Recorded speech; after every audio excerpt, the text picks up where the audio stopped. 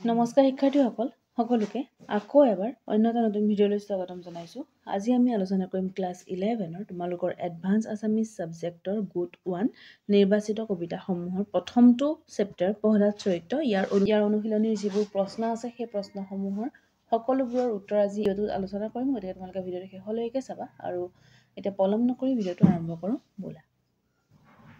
ইয়াৰ প্ৰশ্নাৱলী প্ৰথমটো প্ৰশ্ন তোমালোকক সুধিছিলে কবিতাংশত হৰিৰ প্ৰতি প্ৰহ্লাদে কেনেদৰে ভক্তি প্ৰকাশ কৰিছে লিখা। উত্তৰ তোমালোকে লিখিব পাৰা যে প্ৰহ্লাদ চৰিত্ৰ নামৰ আমাৰ পাঠ্যপুথিত সন্নিৱিষ্ট কবিতাংশটি হেম সৰস্বতী দেৱৰ প্ৰহ্লাদ চৰিত্ৰ নামৰ পুথিখনৰ পৰা লোৱা হৈছে।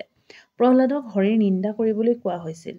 সেই কথাত আপত্তি জনাই প্ৰহ্লাদে হৰিক স্মৰণ কৰিছে আৰু কৈছে যে মাধৱে মানে হৰিৰ কথা কৈছে, মাধৱেই তেওঁৰ প্ৰাণ আৰু একমাত্ৰ বন্ধু, গতিকে তেওঁ কেতিয়াও তেওঁক মানে ভগৱানক নাৰায়ণক গালি দিব নোৱাৰে।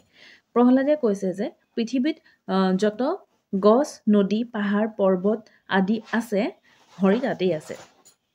যতই কণ্ঠে অকণমান কমা লৈ লওঁ তিনিও জগতত আছে, তেওঁ ভগৱান তিনিও জগততেই আছে। এনেদৰে তেওঁ হৰিৰ প্ৰতি থকা ভক্তিভাৱ প্ৰকাশ কৰিছে। প্ৰহ্লাদৰ কথা শুনি বাপেক হিৰণ্যকশিপুৱে পুনৰাই গৰজি উঠিছে যে যদি সকলোতে ঈশ্বৰ আছে তেন্তে সকলো সমান হ'ব লাগিছিল। প্ৰহ্লাদে উত্তৰ দিছে যে নিৰ্মল দৃষ্টি থাকিলেহে হৰি দৰ্শন হ'ব। ঈশ্বৰ সকলোতে থকা সত্ত্বেও সকলো সমান নহয়। সেইবাবে তেওঁৰ নিজৰ কৰ্ম অনুসৰিহে ফল ভোগে। মানে আমি আমাৰ যি কৰ্ম সেই কৰ্ম অনুসৰিহে আমি ফল ভোগ কৰিম, হয়নে? সামান্য আলাপৰ মাজতেই প্ৰহ্লাদৰ কথা আৰু কাৰ্যত হৰিৰ প্ৰতি থকা ভক্তি অটল বিশ্বাসৰ কথা প্ৰকাশ পাইছে। হৰিক তেওঁ সকলো বস্তুৰে মাজতে প্ৰত্যক্ষ কৰিছে। তিনিও জগতৰ সকলো সম্পদৰ মাজত তেওঁ হৰিক প্ৰত্যক্ষ কৰিব পাৰিছে।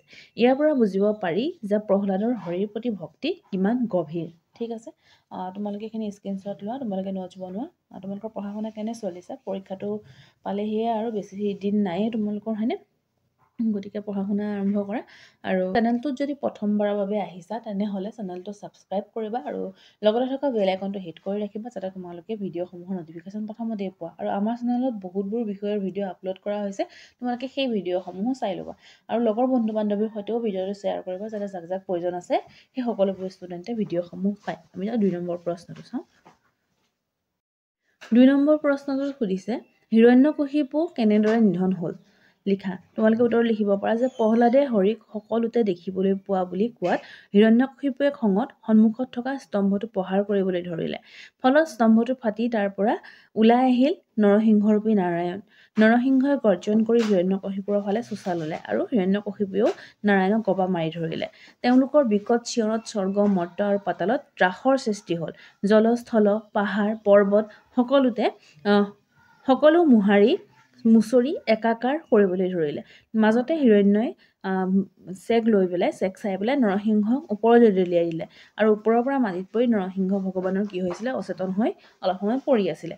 নৰসিংহই এনে অৱস্থা দেখি অসুৰসকলে জয়ধ্বনি দিছিলে আৰু ইতিমধ্যে নৰসিংহই চেতনা লাভ কৰিছে আৰু কি হ'ল যে এক জাপ মাৰি পেলাই হিৰণ্যকশিপুক জব্দ কৰিলে। আৰু কেনেকৈ তেওঁক মানে মৃত্যু দিছিলে সেইটো লিখা হৈছে যে ইতিমধ্যে দিন পাৰ হৈ পেলাই ৰাতি হওঁ হ'ল। কাৰণ হিৰণ্যকশিপুক বৰ দিয়া আছিলে যে দিনতো তেওঁৰ মৃত্যু নহয় ৰাতিও মৃত্যু নহয়।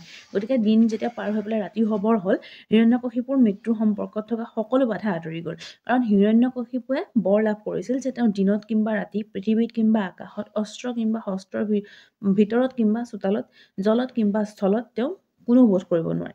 গতিকে কি কৰিছিলে প্ৰভু নৰসিংহই কি কৰিছিলে সেই সময়টোৰ সুযোগ ল'লে যে কাল সন্ধ্যাৰ সুযোগ লৈ পেলাই তেওঁ হিৰণ্যকশিপুক চুচৰাই নিলে। আমাৰ যে পানীৰ পৰা যোনবোৰ হেৰি থাকে যে কি কয় এইটো পানী যে নাওৰা বুলি কয় যে, মানে বৰষুণৰ পানীটো যায় যে নাওৰাৰ ওচৰত মানে ঘৰৰ ভিতৰো নহয় বাহিৰো নহয় আৰু চোতালতো নহয়, মানে তোমাৰ জলতো নহয় স্থলতো নহয়, তেনেকৈ কি কৰিলে লৈ পেলাই তেওঁ কি কৰিলে এনে অৱস্থাত নৰসিংহ ভগৱানে কি কৰিলে হিৰণ্যকশিপুক নিজৰ ভৰিৰ উৰত মানে আঁঠুৰ ওপৰত উঠাই ল'লে আৰু অস্ত্ৰ শস্ত্ৰৰে তেওঁ মৃত্যু মানে দিব নোৱাৰে, অস্ত্ৰ শস্ত্ৰ ব্যৱহাৰ কৰি মাৰিব নোৱাৰে। গতিকে নখেৰে কি কৰিলে নৰসিংহ ভগৱানে হিৰণ্যকশিপুক নখেৰে ফালি পেলাই বধ কৰিলে।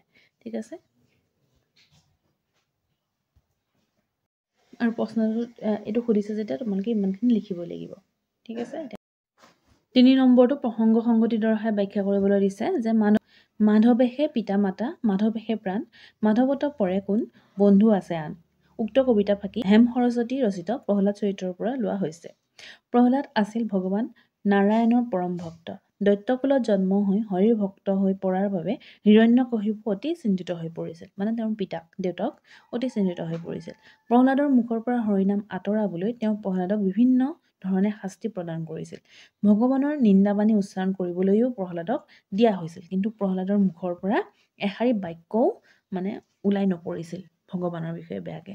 আৰু হৰিক গালি পাৰিবলৈ কোৱাত প্ৰহ্লাদে কৈছিলে যে হৰিয়েই তেওঁৰ পিতৃ মাতৃ সকলো আৰু হৰিয়েই তেওঁৰ প্ৰাণ। মাধৱৰ মানে হৰিৰ বাদে জগতত আন কোনো বন্ধু আছে জানো বুলি প্ৰশ্ন তেওঁ সুধিছিল। জল স্থল গিৰি বন জীৱ জন্তু সকলোতে নাৰায়ণ বিদ্যমান। এই ত্ৰিভুৱনত প্ৰতিটো বস্তুৰ মাজতেই তেওঁ আছে। তেওঁ মানে ভগৱান আছে। তেনে ক্ষেত্ৰত ভগৱন্তৰ প্ৰতি নিন্দাবাণী উচ্চাৰণ কেনেকৈ কৰিব? ভগৱানটো যিহেতু সকলোতে আছে, সকলোতে বিদ্যমান, তো তেওঁৰ সন্মুখত কেনেকৈ মানে তেওঁক নিন্দাবাণী বা বেয়াকৈ ক'ব? সেইটোকে কোৱা হৈছে এই বাক্যশাৰীৰ মাজেৰে। গতিকে তোমালোকে স্ক্ৰীনশ্বট লৈ লিখি ল'বা। আমি পিছৰটো চাওঁ।